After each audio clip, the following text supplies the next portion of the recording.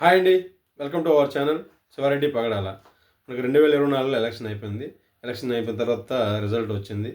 164 సీట్లతోటి కూటమి ప్రభుత్వం వచ్చింది. 11 సీట్లతోటి కనీసం ప్రతిపక్ష హోదా కూడా దక్కించుకోలేకపోయింది వైఎస్ఆర్ పార్టీ.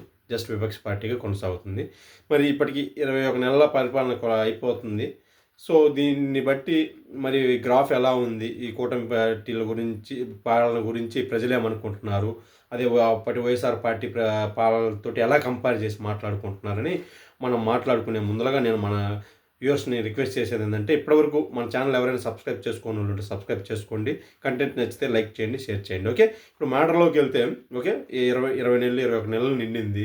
సో ఇప్పుడు ఓటర్లు అనేవాళ్ళు రెండు రకాలుగా ఉంటారు: అర్బన్ ఓటర్స్, రూరల్ ఓటర్స్.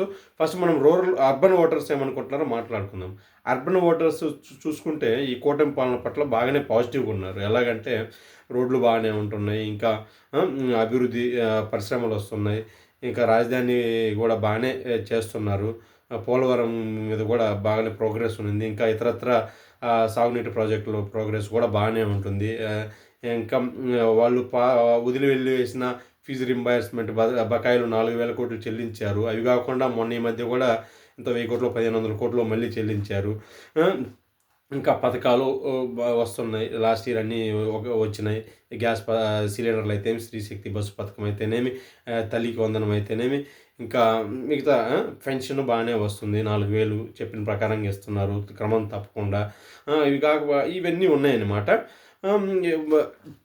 వీటితో పాటు ఇంకా పిల్లలకి వాళ్ళు అనుకున్నంత వేగంగా ఉద్యోగాలు అయితే రావట్లేదు అన్నది ఒక ఉంది వాళ్ళ ఆవేదన. కాకపోతే దాన్ని కూడా వాళ్ళు కొంచెం పాజిటివ్గానే చూస్తున్నారు. సర్లే, ఇప్పుడే కదా ఉంది, అభివృద్ధి స్టార్ట్ అయింది, కంపెనీలు వస్తున్నాయి, తీసుకొస్తున్నారు, ఇంకా క్రమేణా వస్తాయిలే అని పాజిటివ్గా అయితే ఉన్నారు. కానీ ఇప్పటికిప్పుడు అంతా నెగిటివ్గా అయితే ఈ అర్బన్ ఓటర్స్ లేరు. ఇది పరిస్థితి. ఇప్పుడు అదే ఇంకా ఇంకొక మెయిన్, కొంచెం శాంతి భద్రతలో కూడా వీళ్ళు ప్రతిపక్ష పార్టీలు ఎంత గోల్ చేసినప్పటికీ ఈ అర్బన్ ఓటర్స్ అయితే వాటి మీద కూడా పాజిటివ్గానే ఉన్నారు.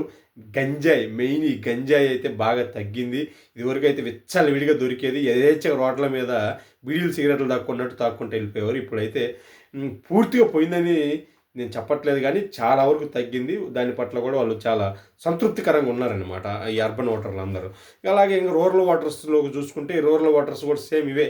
వీళ్ళు చెప్పిన చేస్తామన్న పథకాలు, ఈ సూపర్ 6 పథకాలు ఉన్నాయి కదా, వాటిల్లో గ్యాస్ సిలిండర్లు ఫస్ట్లో సరిగా రాలేదు, తర్వాత దాన్ని కొంత రివ్యూ చేసుకున్నారు, తర్వాత అందిస్తున్నారు. తల్లికి వందనం అందరికీ బాగానే వచ్చింది. ఇంకా స్త్రీశక్తి బస్సు పథకం కూడా బాగానే ఉంది, దాని పట్ల కూడా పాజిటివ్గానే ఉన్నారు. ఈ పెన్షన్లు, సామాజిక పెన్షన్ల పట్ల కూడా పాజిటివ్గానే ఉన్నారు. ఇవన్నీ బాగానే ఉన్నాయి. కాకపోతే వాళ్ళు ఈ కొత్త పెన్షన్లు రాయట్లేదు, కొత్త రేషన్ కార్డులు రాయట్లేదు అని కాస్త అసంతృప్తిగా ఉన్నారు. ఇంకా అంతేకాకుండా వీళ్ళు మెయిన్గా ఈ ఆడబిడ్డ నిధి కింద ఈ ఆడవాళ్ళకి ఇస్తామన్న డబ్బులు అయితే ఇంకా ఇవ్వలేదు. ఆ పథకాన్ని అయితే ఆపారు. ఈ రైతు భరోసాలు అవి కూడా ఇన్స్టాల్మెంట్లో ఇస్తున్నారు, అవి కూడా పర్లేదు, హ్యాపీగానే ఉన్నారు. కానీ మెయిన్ అసంతృప్తి ఎక్కడుందంటే, ఇదివరకు జగన్మోహన్ రెడ్డి ఈ ఆడబిడ్డ నిధి కింద కూడా ఆడవాళ్ళకి డబ్బులు వేస్తూ ఉండేవాళ్ళు, అది తగ్గింది.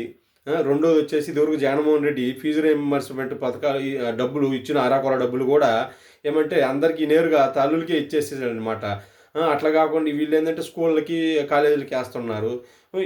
వీళ్ళు ఇస్తున్నప్పటికీ వీళ్ళ జనాల చేతుల్లో డబ్బులు ఆడట్లేదు. ఇదివరకు నేరుగా జనాలకి రావడం వల్ల వాళ్ళ చేతుల్లో డబ్బులు ఆడుతున్నాయి, ఇప్పుడు డబ్బులు ఆడట్లేదు. అది ఒకటి మాత్రం జగన్మోహన్ రెడ్డి అంటే ఏదో ఒక మాదిరిగా ఆ పథకం అని ఈ పథకం అనేసి వాళ్ళు మన చేతిలో డబ్బులు ఉండేవి, ఇప్పుడు డబ్బులు ఉండట్లేదు అని ఒక అసంతృప్తి అయితే ఉంది.